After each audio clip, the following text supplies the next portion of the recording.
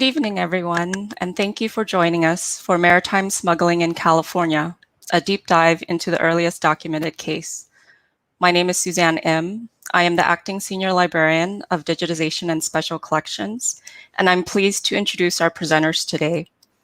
They will be speaking about California's denuncia de José Sevilla de comercio clandestino que dice hacerse en las costas de California, a manuscript from 1806 to 1816, known broadly as the Mercury Case. In the early 19th century, growing hostilities with American, English, and Russian ships in the Eastern Pacific compelled Spain to close the ports of then Spanish California in 1805. This set the stage for a lucrative contraband trade by American ships with the settlements and missions of Alta California, who desperately needed to buy provisions and goods. Although there were dozens of American ships engaged in clandestine trade along the Pacific coast during this period, few records or ship's logs, manifests, or invoices were kept, and fewer still can be located today. The Mercury Case is unique to the Los Angeles Public Library and comprises the original documents, proceedings, and letters in the only known case where a contraband trader on the California coast came to a full trial, of which an official record was left. The precise Spanish legal procedure was conducted against Boston-born sea otter trader turned contraband trader George Washington Ears, who was caught at Point Conception in Santa Barbara.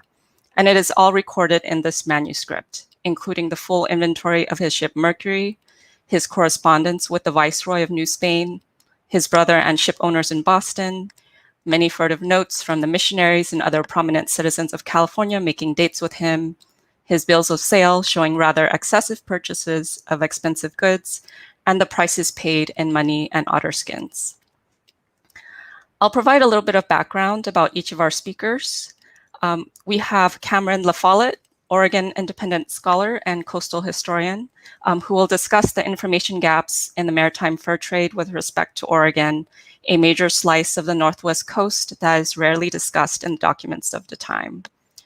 She will also describe the painstaking process of finding relevant documents which led to her discovery of the largely forgotten story of the seizure of the Mercury off of Monterey in 1813. She will also discuss the Mercury's trading and smuggling strategy. Our second speaker is Dr. Richard Ravalli, professor of history at William Jessup University. He'll be discussing the evolving Pacific world context of the early 19th century that led to the seizure of the Mercury and the production of the manuscript. He'll provide an overview of how the War of 1812 stirred Spanish concerns regarding American sailors in the Pacific, who were focused on plying the Eastern Pacific and Spanish California for economic opportunities. He will further discuss how the founding of Fort Ross and the Mexican Revolution of the 1810s created a geopolitical perfect storm that heightened colonial anxieties regarding American contraband traders in California. And our third speaker will be Julius Rex Gurney III, professor of history, also at William Jessup University. He'll present on issues surrounding the translation of the document. The language of the document will be put in context of the historical evolution of spoken and written Spanish. Dr. Gurney was raised in New Mexico, where spoken Spanish in isolated northern communities reflected that used by original settlers in the 1600s. Gurney will present a sample from the document of both literal translation and an updated translation for ease of comprehension. And with that, I will give the floor to our first speaker, Cameron LaFollette. Hi, good evening, everyone. Let's see here. Could I have the first slide, please?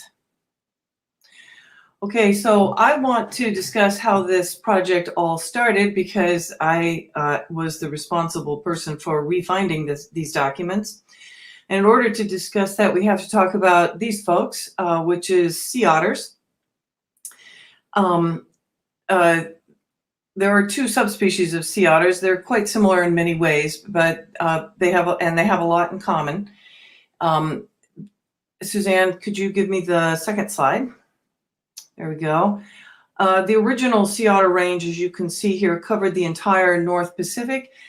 from Japan to Kamchatka, across the Aleutian Islands, Alaska, British Columbia, Washington, Oregon, and Southern California, all the way down to Baja.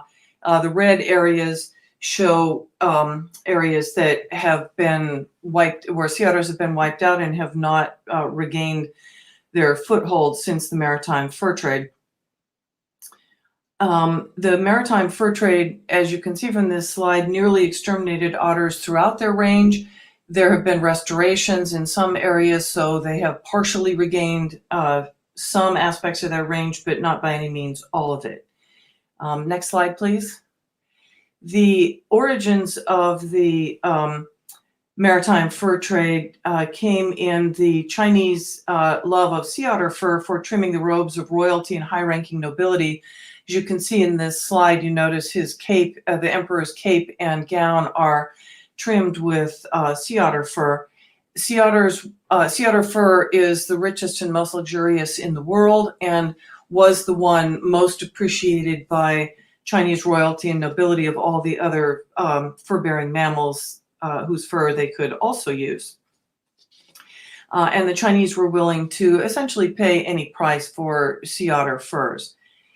Next slide, please.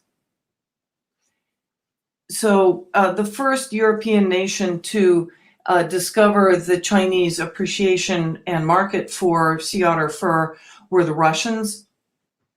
They colonized Alaska after 1741. Unlike other European nations, they actually killed sea otters rather than merely traded for them with Native Americans, and they could do that because they subjected the Aleut and Kodiak peoples, native peoples of those regions of Southeast Alaska and the Aleutian Islands, in forced labor contracts to do the killing.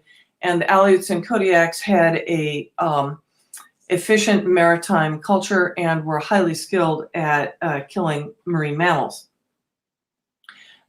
This slide shows a male sea otter pelt in Unalaska and Southeast Alaska, in the islands of Southeast Alaska, in the very late, actually, in the 19th century. Next slide. So after the Russians discovered the Chinese market for furs, the British were the next to discover it. On Captain James Cook's 1788 third voyage, which went to the northwest coast all the way up to Alaska, he discovered the Chinese willingness to pay astronomical prices for otter pelts. Essentially, he discovered it by accident. The crew had bargained for some pelts with natives, mainly to keep themselves warm in the northern climates. And when they got to Canton, discovered that the Chinese were willing to pay large prices, which they had not known.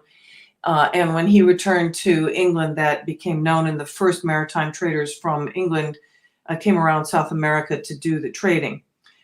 Trading began first with the British and then American traders, trading with native peoples of the entire northwest coast and on into California and Baja for European trade goods in return for the otter pelts that the natives would kill. Only the Russians had subdued native peoples who had a maritime trade culture and could do their own otter killing.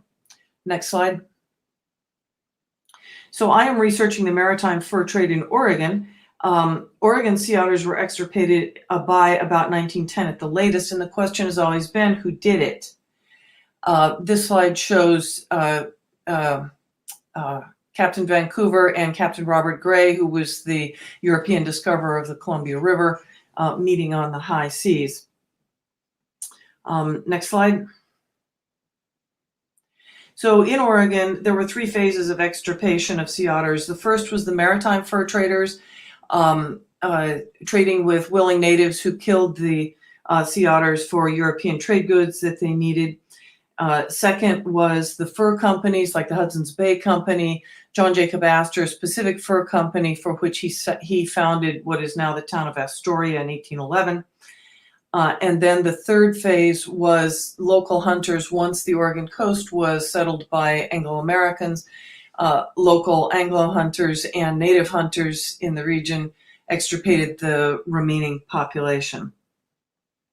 And I started the research by researching the maritime traders, looking for ship logs, secondary sources, later reminiscences, anything that would tell me anything about who extirpated the sea otters in Oregon. And the Mercury was the most notorious sea otter trader and smuggler in the region. Next slide, please. As was clear from occasional references in secondary sources and also in other ship logs.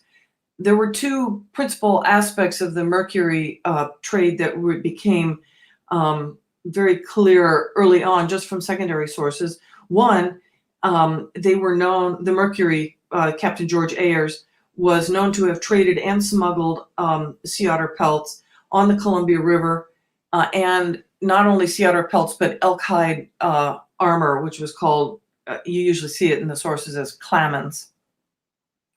And then second, Captain Ayers was known to have contracted with Russian-American company for Aleut Kodiak peoples on forced labor contracts to hunt sea otters in Southern California and even further south. And this picture shows one of those hunters killing not sea otters, but other animals.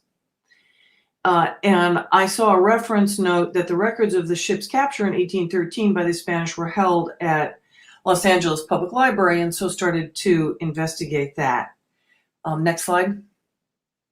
So in order to understand what happened with the Mercury and its capture in 1813, we need to understand a little bit of the background about Spain's problem in this time period in the early 19th century. Spain was worried about foreign smuggling and illegal sea otter hunting. There were actually few Spanish in Alta California, Spanish California, very little weaponry, and very few defenses. And yet at the same time, the Americans were pressing on Spanish frontiers. This slide shows the Louisiana Purchase of 1803, after which the United States shared a frontier with Spanish New Mexico and Texas. And Spain didn't like that very much, and it made them nervous. Next slide.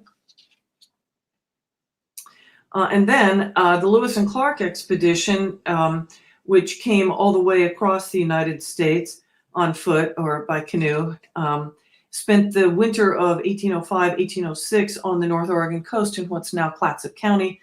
And that fact was known to the Spanish. In fact, they tried at least twice to stop or sabotage the Lewis and Clark expedition before it got to the Oregon coast. It was considered by the Spanish a threat to the North and to Spanish California's claims to the coast north of California. Next slide, please. Then to compound Spain's troubles, Russia founded Fort Ross in 1812, just north of Spanish California, above San Francisco. And they didn't ask permission or come talk about it to the Spanish beforehand. They just founded the fort, and that really annoyed Spanish officials, especially the viceroy and the Spanish government, a great deal. So Spain tried to capture or refuse provisions to American sea otter hunters and traders who came to Spanish California and innocently said that they needed wood, water, and provisions, but were really smuggling and hunting on the side.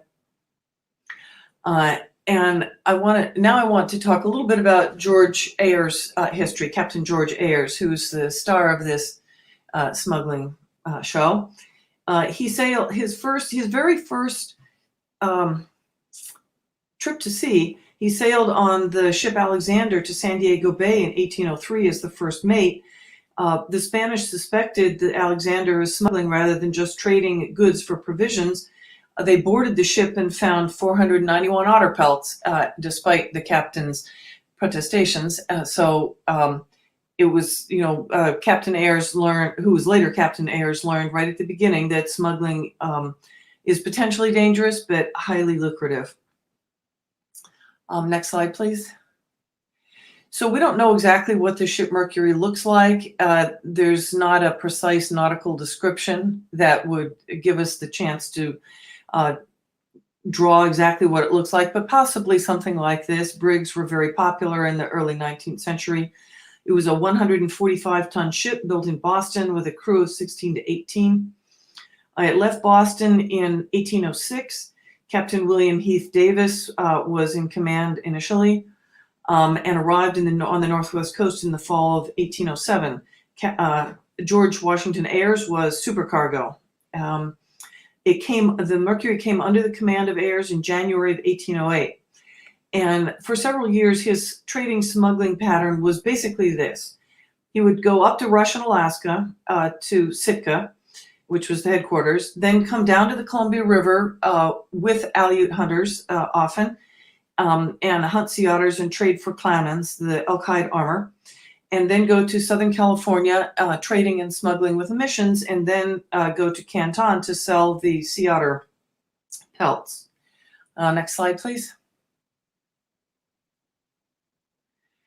So Ayers capitalized especially on the lack of goods available to Spain's California missions. The Spanish government had a no trade with foreigners policy, but did not itself provide the goods the missions needed, and they were desperate for the most desperate things or the most basic things like nails and cloth. So by 1804, there were 19 missions, beginning with San Diego in 1769. Since Spain did not allow foreign trade, the missions were chronically short of the most basic items. Ayers developed a smuggling network in which he brought trade goods, mostly from Canton, in exchange for locally hunted sea otter pelts and occasionally other items. So as an example of his trading and smuggling among the missions, he was at Mission San Luis Obispo at Morro Bay in November of 1806. Then the Mercury was, then Refugio Cove west of Santa Barbara near the property of retired Spanish officer Jose Maria Ortega and 3 Franciscan missions, then near San Pedro, the gateway to the Los Angeles area, then to missions in Baja California. Next slide, please. Then back up the California coast to trade and smuggle with Mission San Gabriel and San Fernando. And there are plenty of documents in the Mercury Case documents in the LA Public Library of correspondence with the mission fathers and their appreciation of his smuggling. Captain Ayers also capitalized on the Russian-American Company outpost at Fort Ross. Next slide, please. Ayers was a prime link between Fort Ross, Sitka, the headquarters of Russian Alaska, and Canton. Russia was by treaty barred from trading directly with the Chinese at Canton, so they could not directly trade for sea otter pelts in Canton, but Ayers could do it for them. And both he and the captain before him that I mentioned, Captain William Heath Davis, capitalized on this. Ayers sold pelts in Canton from otters killed by Aleuts in bidarkas in Russian America, and then returned to Sitka with the proceeds from Canton. And it was a very intimate, long-term trade. When captured, Ayers had, this is a quote from the document, he had 6 gold and silver watches belonging to the Russian governor at New Albion, put on board of my ship for the purpose of being carried to Canton to be repaired. Early globalism in action. Taking watches from the coast of Northern California to China to be repaired. Next slide, please. So here's the front page of the original Mercury manuscript. On June 2nd, 1813, Peruvian privateer Nicholas Noe captured the Mercury at Refugio Cove outside Santa Barbara as a smuggler. As we know from the documents, on board were Captain Ayers, his teenage Hawaiian common-law wife, and their 25-day-old daughter, and Ayers' Indian slave boy, whom he had bought on the Columbia River. Captain Ayers was especially indignant at the Spanish taking away the slave boy. He said he bought him with his own money, and it was his property. The young boy was his property. Noe testified that he had been unable to sell his goods, his own goods from Peru in Alta California because the missions could buy more cheaply from the American smugglers like Ayers, and he wasn't happy about it. The case dragged on for 30 years, and all the documents are at LA Library in the Mercury Case document. And as Suzanne mentioned, there's depositions of crew members, inventories of items for sale, and full inventory of items on board the ship, There's papers dealing with the smuggling network between the Mercury and the missions, correspondence between Spanish officials about finances, protocol, worries about international tensions, Ayers' letters home back to Boston, many letters to the Viceroy complaining of his poverty and inhumane treatment, and his constant appeals for financial remedy for seizure of his ship and the goods. Last slide, please. And just briefly about his later life, Ayers ended up living in Mexico for the rest of his life because he could not get restitution and early on couldn't leave and later decided not to leave.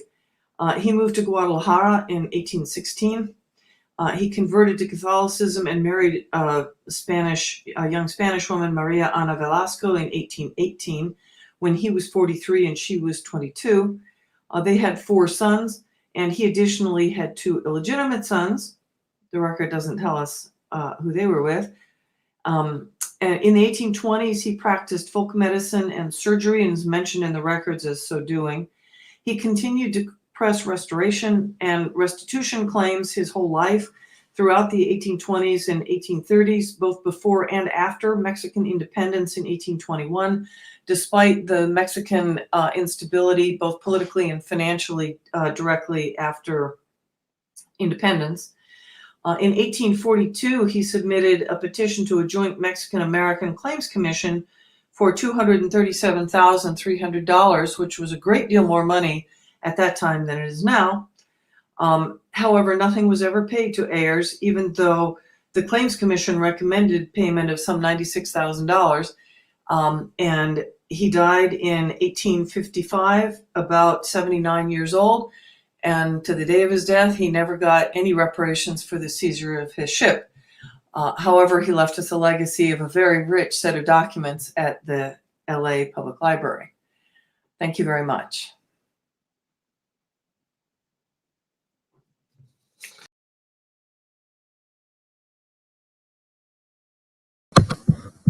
Okay, thank you, Cameron. And first off, just to reiterate something Cameron said beforehand, I just want to thank everyone at the Los Angeles Public Library for the opportunity to digitally examine this manuscript here in the COVID realm. Suzanne and the Rare Book staff have been extraordinarily helpful and beyond gracious.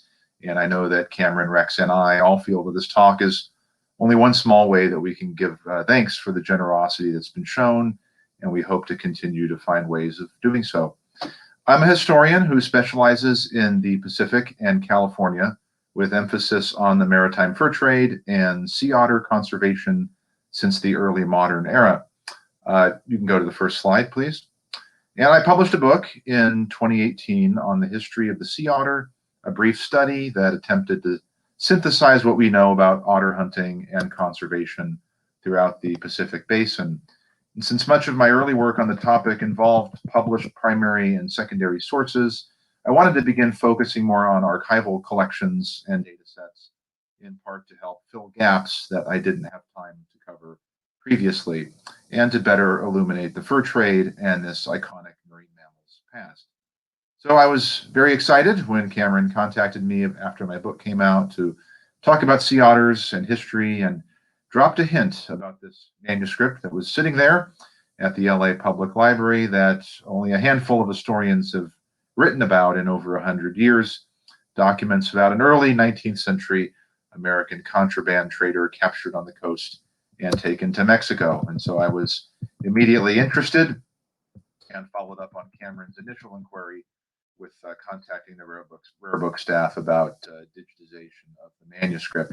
My goal here is just to provide some broader context for the story of George Ayers, the Mercury, and the Spanish who encountered him and his ship on the California coast in the 1810s.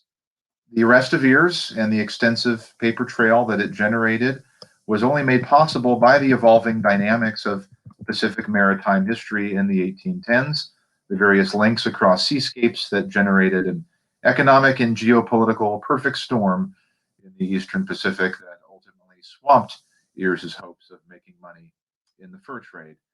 There's a lot more that interests me about this document, such as the typescript that exists and who may have made the typescript. But for now, those other kinds of questions will have to wait as I, again, give a broader overview of the history behind the manuscript. Next slide, please. So let's look briefly at the War of 1812 in the Pacific, because it was this international conflict that helped to set the stage for the showdown between Ayers and Spanish officials. In the Western Pacific, British warships and East India Company vessels were patrolling the Chinese coast for signs of American activity throughout 1813. That's when news of hostilities between the U.S. and England had finally reached the Far East. American trade ships were to be found, though, at the harbor of Whampoa, just outside the port of Canton, emptied, dismantled, and waiting out the War of 1812 in what was considered neutral waters. Now, while privateers later preyed upon several East India Company vessels in the Western Pacific, American privateers, trade between either of the belligerents and the Chinese was either made very difficult or was non-existent during the conflict. Unfortunately for the Americans in the Pacific, this meant that selling cargoes of sea otter pelts in Canton would need to wait. Therefore, they coasted. They spent most of their time in the Eastern Pacific doing temporary business with the Russians at Sitka and sailing south to supply California settlements illegally. With the naval war, as historian Adele Ogden described in her classic account of the sea otter trade, quote, Yankees remained in the fur business as ocean tramps. This, in fact, helped make merchants like Ayers easier prey for Spanish officials looking to clamp down on contraband, as they were simply on the coast for longer periods of time and thus more likely to get caught. Next slide, please. It's important to note that there was also an Anglo-American war in the Eastern Pacific. Perhaps most notably, this involved the depredations of the USS Essex, captained by David Porter, who in March of 1813 was preying upon British whalers at the Galapagos Islands. Porter also attacked a Peruvian-based Spanish privateer that had assaulted American ships. Keep that in mind about Peruvian-based ships. Spain was officially neutral during the War of 1812, yet as Ayers noted after his arrest in June of 1813, he had been informed by the South American merchant who cornered him and his crew on the Mercury, the Peruvian Captain Nicholas Noe, that there was a state of war between Spain and the United States. According to Ayers' testimony in the documents, Noe, quote, brought and circulated the news of an open declaration of war between Spain and the United States of America, end quote. Also, while imprisoned in San Diego on his way to Mexico, Ayers said that, quote, it is reported to me that Spain is at war with the United States, end quote. But yeah, he didn't feel that war between America and Spain would happen unless forced by Britain. My suspicion, although this needs more research, is that Noe knew of the Essex and its attacks off the coast of South America prior to sailing to California in the spring of 1813, and that news of war in the Eastern Pacific did contribute to a foggy situation that facilitated Noe's taking of the Mercury. As I'll note in a bit, I believe that commercial and economic factors were largely to blame for the arrest of Ayers and crew, but these other international dynamics can't be ignored. A report in the manuscript from Mexico, written in April of 1814, demonstrates that the War of 1812 was indeed a lingering background issue in the Mercury case. The document stresses Spanish neutrality in the conflict and that Ayers should not consider himself, quote, a prisoner of war, and neither does his detention have anything to do with it, end quote. Was Ayers just blowing smoke? Were Spanish officials trying to cover up for Noe's use of war in the Pacific as a justification for seizing the Mercury? It sounds like the latter could be the case, and I think that closer inspection of the manuscript will continue to reveal much regarding Spanish bureaucratic obfuscation in the Mercury affair. Next slide, please. Perhaps more clear from the same 1814 report I just quoted that authorities in Mexico were concerned about the Russian presence at Fort Ross on the northern California coast. Traders like Ayers were troublesome, not only because they engaged in illegal commerce with missions and settlements, but because they did business with the Muscovites in California. The Russian outpost was viewed as a, quote, violation of our territory, and was deliberately founded in territory known to be in Spanish possession, such as the northern coast of California up to the entrance of Fuca. Ross gave, quote, safe harbor to the business of the Mercury. Thus, by the 1810s, the Russian imperial problem and the American commercial problem were inextricably linked for Spain.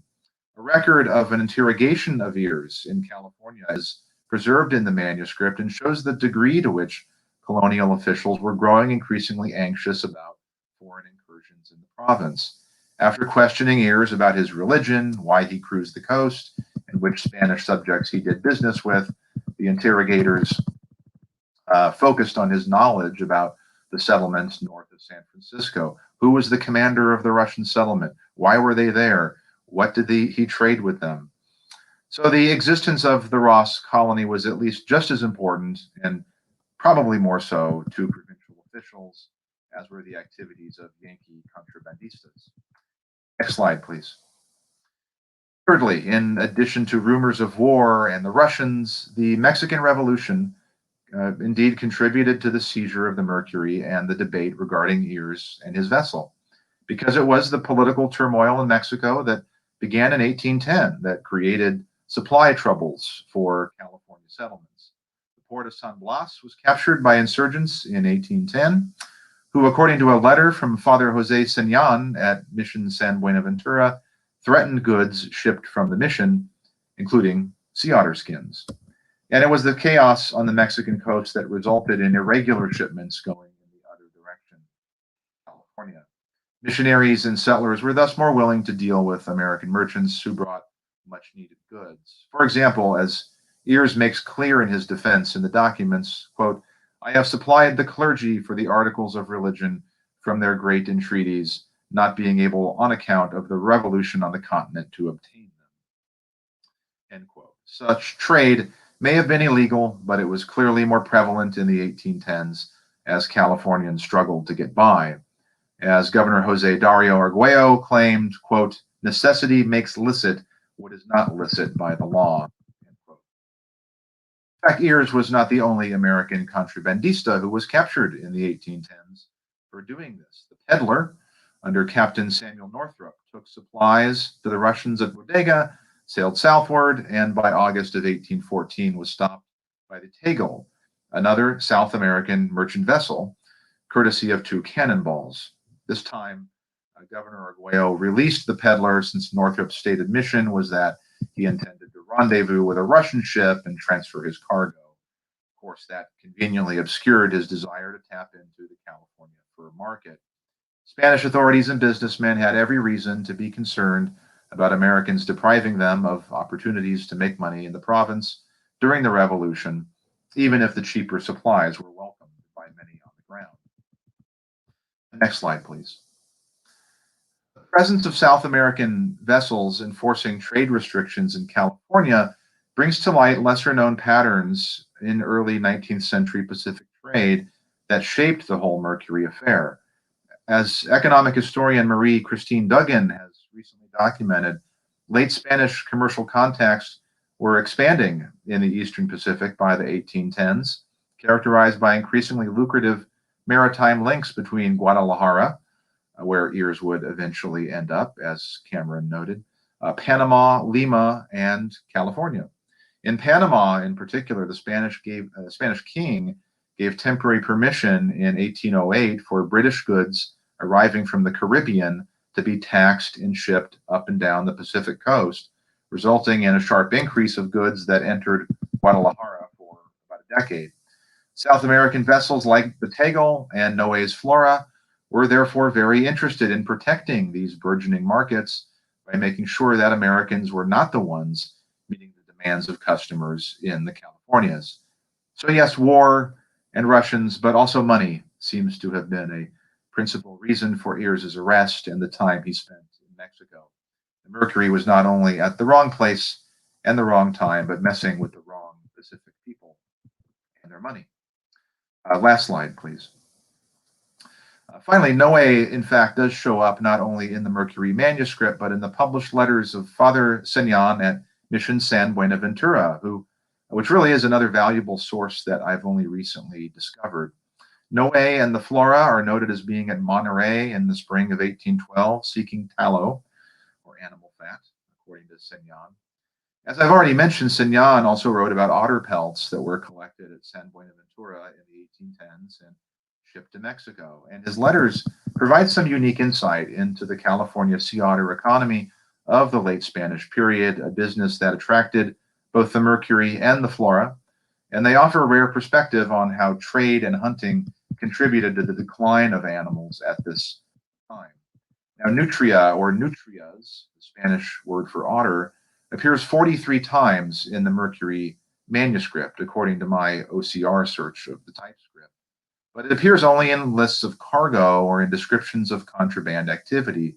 Nowhere does there seem to be concern about what was happening to the otters themselves. Signan's letters are therefore illuminating because they offer a rare example of late imperial worry regarding the environmental fate of the California sea otter population. And in an 1822 report, just at the start of Mexican sovereignty in the province, Signan writes, quote, "In years gone by, the mission used to catch many sea otters by dint of great effort and skill, but hunting them now is a waste of time, for the Anglo-Americans and the Russians have finished them off. The few remaining otters have fled, disgusted by so much persecution." End quote. It's the kind of regret regarding local nature that's largely missing from the pages of reports and testimonies in the Mercury manuscript, perhaps not surprising, but its absence is indeed helping to correct some earlier assumptions that I've held regarding Spanish concern over foreign otter poaching. Signan's eulogy for Southern California sea otters would, however, carry on into the Mexican era and did characterize provincial policies regarding the animals in later decades of the 19th century. And with that, I will turn it over to my colleague, Rex Gurney.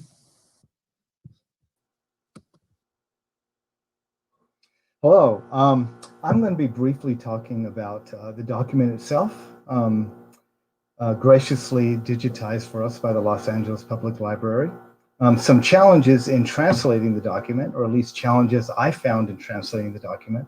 And then I'll close with two interesting things that I found in the part that I translated. So the document itself is some 830 pages of official records, legal records, letters, lists, correspondence. Almost all of it is in Spanish, but a few of Ayer's letters are actually in English and then translated into Spanish in the Mercury documents themselves. And those documents basically cover about a 10-year period at the beginning of the 19th century. Not all of them deal with George Ayers and the Mercury, but the vast majority of the documents there do. So at the request of my colleagues, I translated, fully translated about 25 pages or so at different places in the document, and then kind of glanced over and skimmed some of the rest of it. The two parts that I translated, the depositions of Captain Ayers and 3 sailors from the Mercury, immediately upon their capture. The 3 sailors were Pilot John Delaney, Sailor Thomas Jones, and Sailmaster Manuel Vicente Navarro. So Delaney, Jones, and Ayers needed a translator as they were being deposed after they were captured. But Manuel Vicente Navarro, who was a Filipino and spoke Spanish, basically didn't need a translator. And it's interesting that his testimony was a little bit different than the other sailors. Unlike the other crew members who apparently knew nothing about anything, Navarro seems to have sung like a bird. And he even actually mentioned that they were in the business of securing sea otter pelts. He was the only one that did. And the other part was a lengthier section, which was an official summary of the case. So on to some challenges in translation. One of the first things that I noticed was the creative spelling in the document, and the fact that actually different words will move back and forth between alternate spellings. And these are the usual alternate spellings that you will find in these sorts of Spanish documents. a Y for an I. For example, Inglaterra, which is England, will be spelled sometimes with an I and sometimes with a Y. A G for a J, an X for a J, a B for a V. Many of these differences still persist in written Spanish. So that's one thing. The other thing was the creative phonetic spelling. And honestly, I think that actually was not just a issue with official early 19th century legal Spanish, but you also find it in throughout the colonial era, even in the United States. If you look at some of the documents written by our founding fathers, you will notice some liberty that was taken in the spelling and in the punctuation and in the capitalization of the words. Some of my students actually wonder that if it was good enough for the founding fathers, why wasn't it good enough for them when they just spelled things exactly like they wanted to? But I tell them that it is 2011, 2021, and things are a little bit different now. The language, of course, all languages are organic and they do grow and change. Even in modern Spanish, particularly in Spain, there's a movement on to replace the KU with a K. So instead of quisiera with a QU, it would be quisiera with a K. And so the language is continuing to evolve. So if you'll show the next slide. This is the first page of the manuscript, and you'll notice that it is written out in script. And of course, all these documents were originally written out in longhand. Next slide, please. This would be an example of the same page in the typescript. And apparently the typescript was done about 100 years after the original documents.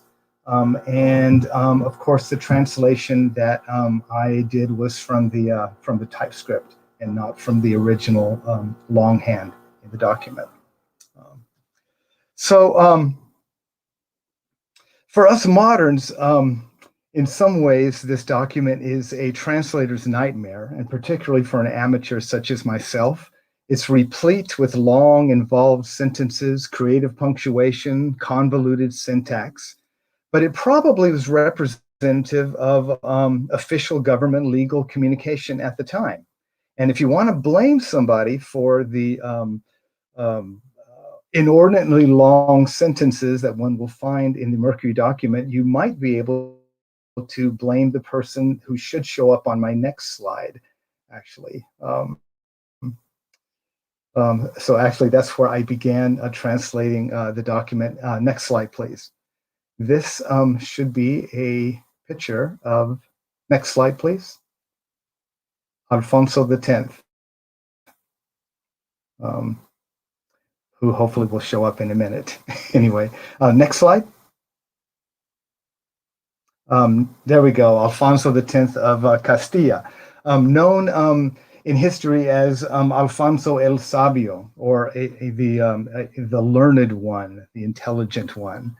And he was king of Castile from 1252 to 1284. And for centuries, Proto-Castilian was primarily an oral tongue, which was similar to many other languages at the time, mainly because the language of the church and of the universities and of much official correspondence was Latin. But as the Reconquista in Spain picked up, and as an instrument of state power, Alfonso needed to make Castilian the language of culture and government and jurisprudence. And this is probably responsible a little bit for something that happened with the Spanish language about at the time. Next slide, please. And so this is a passage from a book, La Historia del Español, or A Story of Spanish. And I'm actually going to begin the quote a little bit before the slide that you see right here. It's about the legacy of Alfonso X. Castilian syntax also became more sophisticated during his rule, which allowed writers to express nuances. In early Castilian, sentences were short and simple, and subordinate clauses were rare.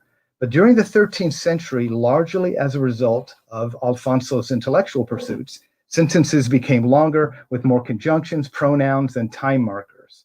On this particular point, Alfonso X might have been too successful. Spanish prose came to be characterized by very long and windy paragraphs, stocked with adjectives and subordinate clauses. Spanish language writers often seemed to be trying hard to avoid the appearance of being direct. And I certainly found that in the part that I was translating of the Mercury documents. Some change occurred during the Renaissance with the influence of humanism, but that actually didn't help things much. The changes weren't necessarily for the better. Our authors of La Historia del Español say this about that. Writers began separating adjectives from nouns and placing 2, 3, and 4 unrelated terms in between, all the while multiplying synonyms. And some of this actually will show up in the Mercury document itself. Let me read a little bit of the verbosity here in the document that I translated. So this is all basically 1 or 2 long sentences. And so far as what will be done on the 2 other points, if approved by the Viceroy, the frigate Mercury should not be treated as a captured privateer. And in consequence, there is no reason for the naval commander at San Blas to make the decision yes or no whether it should be impounded.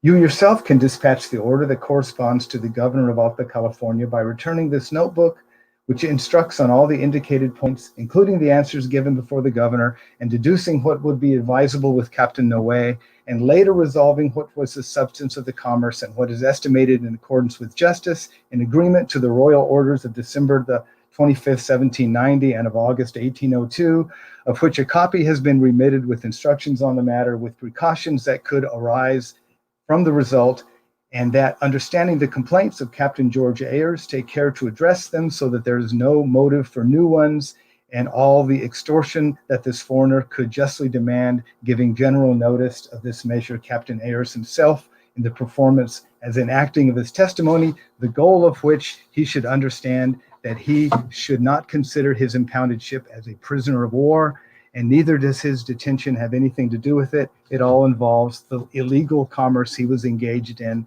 and that the Viceroy charges him with.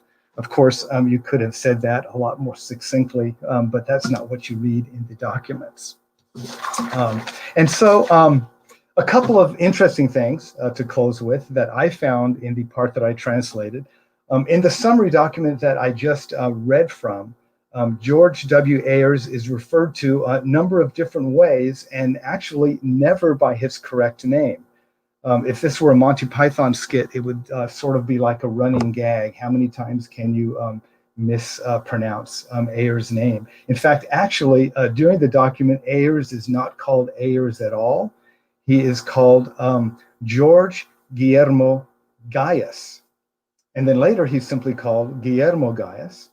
And then 4 times in the document, he simply is called Captain George. 2 times, he's called Captain Gaius. 1 time, Captain George Gaius, and elsewhere he's referred to as Jorge Gaius. And so he's mentioned a number of times and never by actual name that he goes by.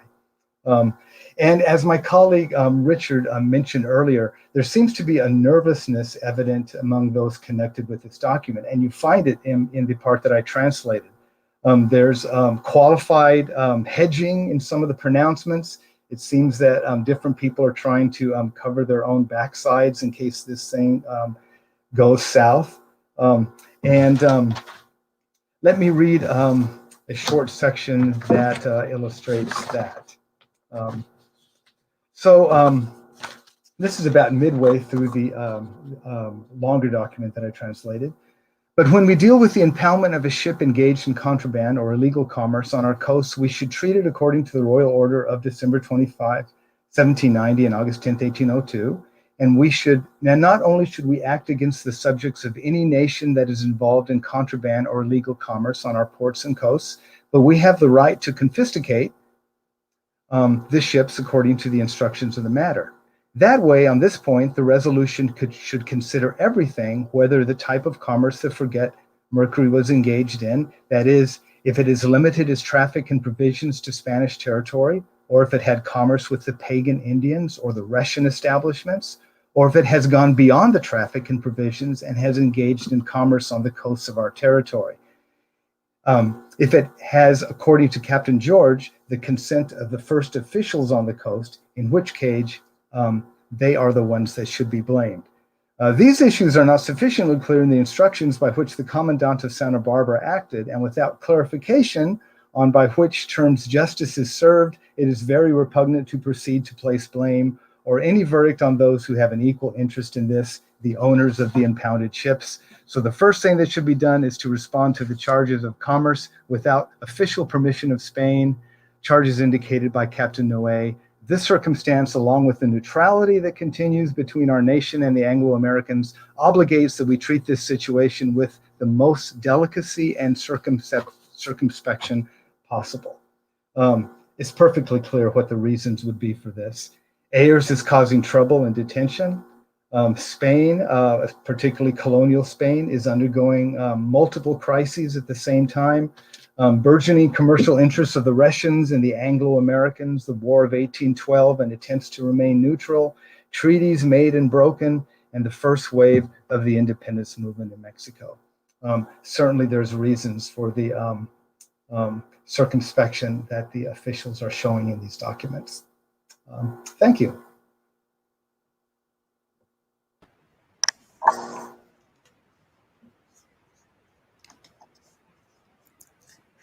So thank you all for that wonderful talk. I was really surprised to learn about the imperial worry about the environmental effects of oversea otter hunting.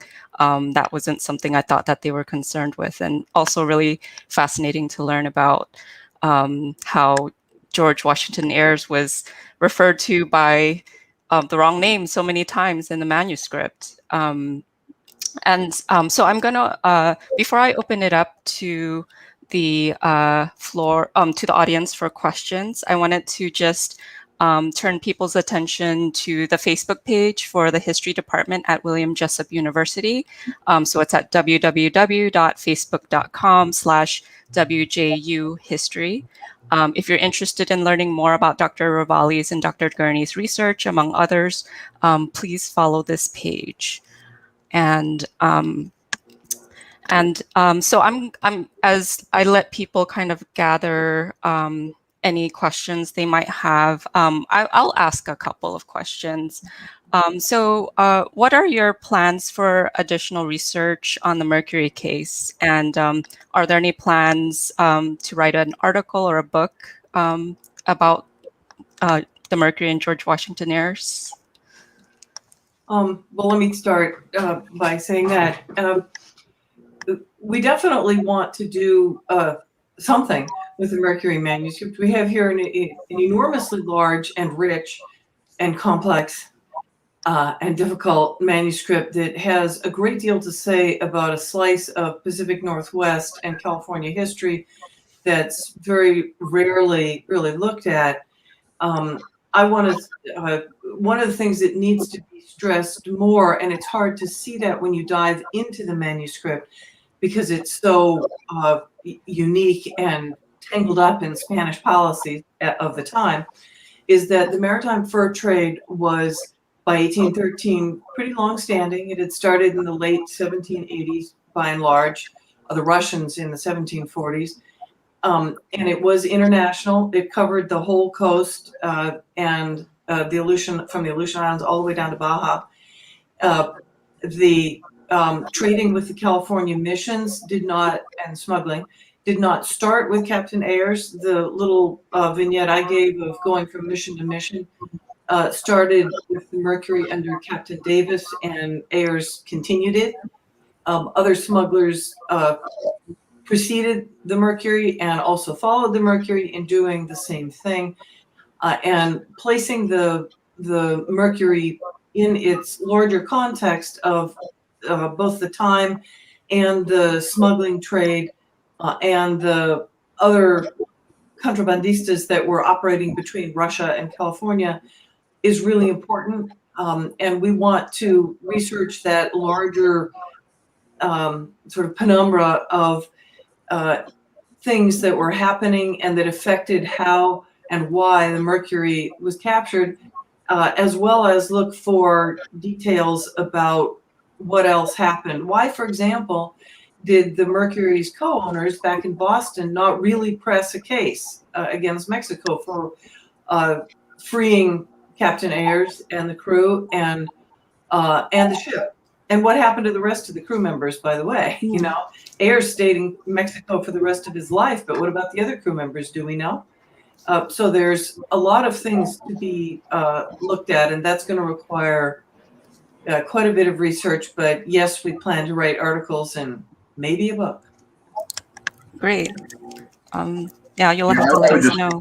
I would just say that Cameron's absolutely right. There's a lot of very rich material in this manuscript that I feel deserves to be seen. I mean, there have been studies that cite it, that use it, even in some cases extensively. But I think the manuscript itself, or portions of the manuscript, will hopefully see more of the light of day, if you will, from this project. And we hope to continue working closely in it and with it in the future. And for my part, if you notice, if there's 830 pages in the document, I've only translated 25. So there's a lot more work left to be done and a lot more things left to be translated in that Yes. document. Yes. Yeah, you have your work cut out for you. So it looks like we have some questions from the audience. So Paula Adams is asking, do you know approximately how many sea otters were slaughtered for their fur? Oh boy. I'll say something about that and then turn it over to Richard. It varies hugely by region. There were very high populations of sea otters around Vancouver Island, for example, and in what's now Canada, and in Southeast Alaska and along the Aleutian Islands. There were smaller populations in what's off the coast of what's now Washington and Oregon, probably largely due to the different environment that was perhaps a bit less hospitable to sea otters. There were also large populations in Southern California of the southern subspecies. So where this slaughter occurred and how much slaughter occurred depends enormously on the region. I don't think we know exactly or even really closely how many sea otters there were before the maritime fur trade began, but we do know that the fur trade was responsible for eliminating sea otters from almost their entire range, except for a very small pocket of sea otters found in California in the 1930s, and a few small pockets in the Aleutian Islands, which had escaped detection once there weren't really enough otters left to attract commercial hunters. Richard, do you have more to say about that? Do you have any numbers you could pin to it? That's right. I think, Cameron, that you have to do region by region analysis to come up with any kind of very rough estimation of the number of sea otters killed during the maritime fur trade. I haven't seen too many authors actually try that because it is so complex and the records are so. There are a lot of gaps in export records from the California coast, totals for the Russian hunt and the Aleutians and in Alaska. They vary from source to source, so it's a complex picture. I don't know if we can really come up with a total, but we know roughly how many there were, say, in California prior to the maritime fur trade, and we know how many were left at the end of that process. So you can do some rough estimations of how many were killed actually during the trade, but it's a hard number to try to figure out. I think the one thing I would add to that is that there are a few ship logs from early in the trade in the late 18th century that mention that they were going to Canton with 2,000 or 3,000 sea otter pelts.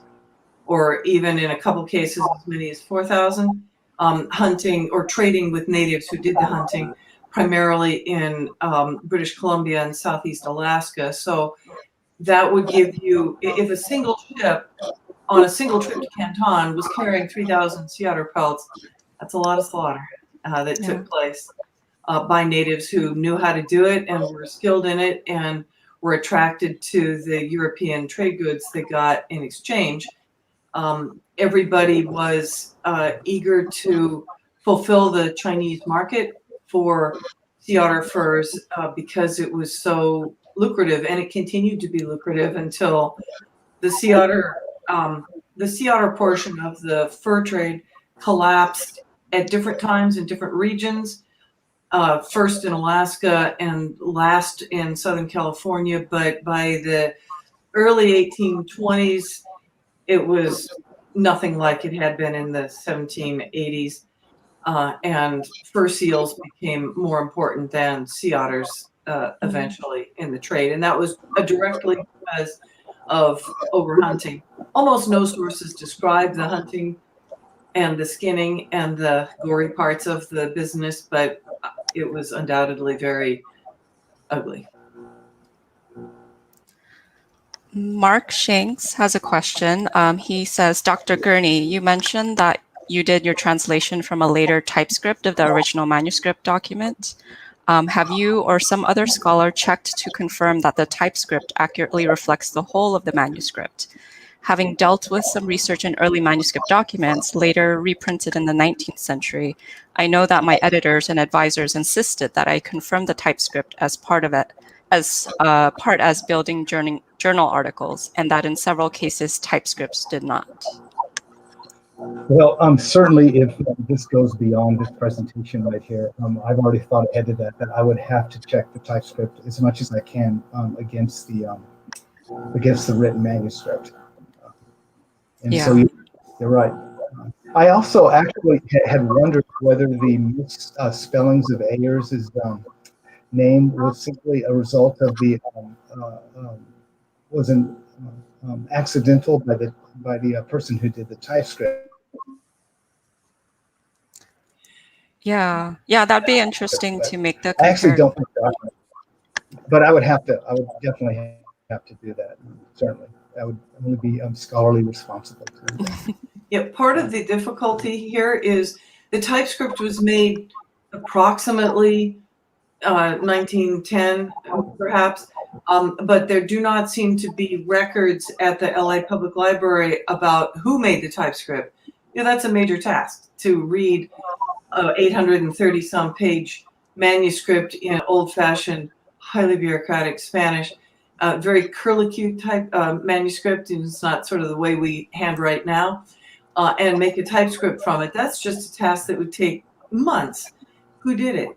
And why did they do it? And did somebody pay them to do it? And we don't know the answer to that. We hope that more research is going to bring forward who was the highly, deeply patient scholar who did that work, but as of now, we don't really know.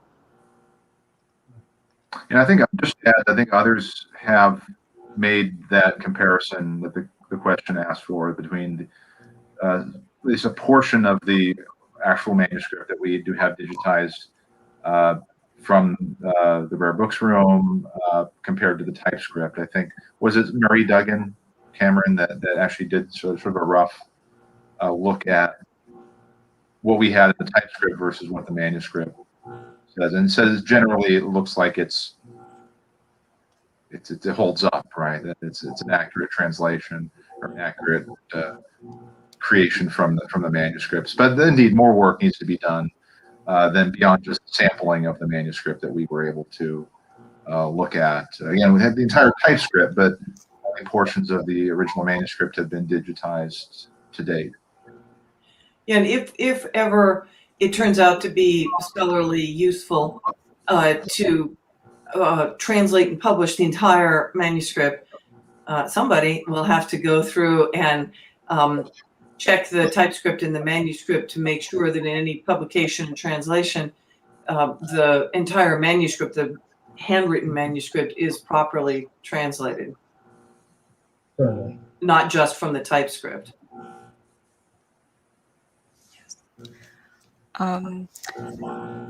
One question I had that might interest our audience would be, do you know of any institutions where remains of items that had been smuggled are housed, where people might be able to research or view such items? I did a little bit of research and I found that the San Diego History Center has some Chinese ceramics that had survived from that time. But do you know of any others? I don't personally, except that I know that the account book for the Mercury from its earlier days before Ayers became captain, when William Heath Davis was the captain, the account book is at Santa Barbara Mission Archives Library. And it's just a slender little booklet done in English that shows basically the trading and smuggling economy. You can really learn quite a bit about the smuggling economy between the Mercury and in its early days and the missions. And you can tell, although it doesn't say so explicitly, but you can tell from that account book that the Mercury didn't invent this smuggling network. You know, the mission fathers knew what they were getting and knew what they were asking for. Other ships, and maybe the Mercury itself, had been doing this smuggling route. It was common and well known for American captains primarily to do it. That's the only other document I'm aware of relating to this is the account book at Santa Barbara. I'm not Right, relating to specific artifacts. Maybe one of the. I'm sorry, Cameron. That relates to specific cargo. The account book is there and it has been digitized. But again, I have to say I'm not aware either of any specific contraband material that survives in museum or archive. I wouldn't be surprised if there is stuff that has survived from that time period, but I've never tried to trace that myself.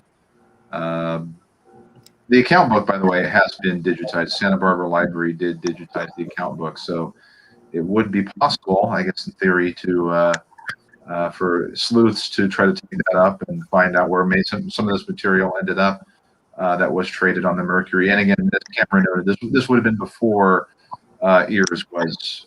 It was before Ayers was on board. Is that right, Cameron? I think he actually may have been supercargo, but it was when Davis was captain. He was not captain, right? So it's from the mid, I think, 1800s. Yeah. So another research lead for someone to take. And it is the case, by the way, that the trading or the smuggling route that the Mercury took under Captain Davis, which I mentioned, I think I intimated that it was under Captain Ayers, but it wasn't. The smuggling route that Captain Davis had on the Mercury was the same one that Captain Ayers used when he became captain, and it was it was the superhighway for American captains who all were aware of the plight of the Spanish missions under the Spanish trading policies. So it looks like we don't have any more audience questions, so we'll wrap tonight's program. Thank you so much, Cameron, Julius, and Richard, for sharing your research with us. And I want to thank everyone who's able to tune in to learn about this important piece of California history. I invite you all to check out upcoming library programs this May, as we have many events celebrating Asian Pacific American Heritage Month, as well as our Big Reads program. I'll take a few moments to highlight some here. So tomorrow, May 13th at 4 p.m., our librarians Susan Fukushima and Anna Campos are hosting a conversation as part of our LA Made series with New York Times bestselling author Yang-Shi Chu on the library's YouTube and Facebook feeds. Yang-Shi is the author of The Night Tiger and the Ghost Bride, which is now a Netflix original drama.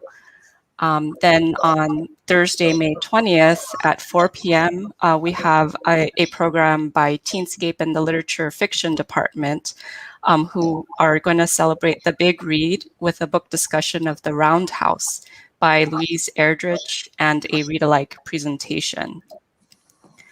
That same day, May 20th at 6 p.m., Felipe Deneuve Branch Library is hosting Your House Will Pay, a conversation with author Steph Cha on race relations. She'll be bringing in local leaders of Asian American and African American communities to discuss the book, which confronts the legacy of racial unrest in 1992 Los Angeles. And finally, on Tuesday, May 25th, at 5:30 p.m., we'll be having a program documenting Koreatown with artist Mickey Paik. Our digital collections librarian, Sung Kim, will be in discussion with the artist about her work documenting LA's Koreatown through illustrative artworks and interactive maps that incorporate the neighbor's iconic and evolving landmarks.